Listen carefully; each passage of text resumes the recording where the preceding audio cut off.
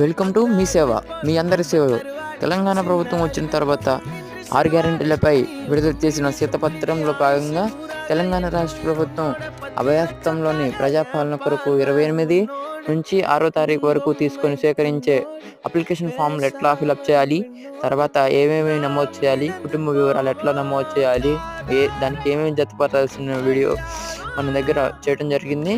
Please subscribe అండి. ఎందుకంటే మన ఛానల్లో తెలంగాణ లేటెస్ట్ మన గవర్నమెంట్ ఏమైనా పెట్టినా కూడా మన ఛానల్లో అందుబాటులో ఉంచడం జరుగుతుంది. ఒక్కసారి మన ఛానల్ని సబ్స్క్రైబ్ చేసుకోండి. మీకు ఎట్లాంటి వీడియోస్ అయినా మన ఛానల్లో ఇవ్వడం జరుగుతుంది. అట్లాగండి ఆ అప్లికేషన్ పేపర్ కంప్లీట్ అయిన తర్వాత ఏం చేయాలంటే, దాదాపు మీరు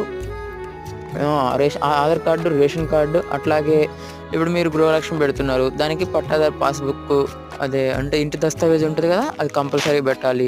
అట్లాగే ఇందిరమ్మ ఇల్లు పథకం దానికి దస్తావేజ్ నెంబర్, సర్వే నెంబర్ కూడా పెట్టాలి.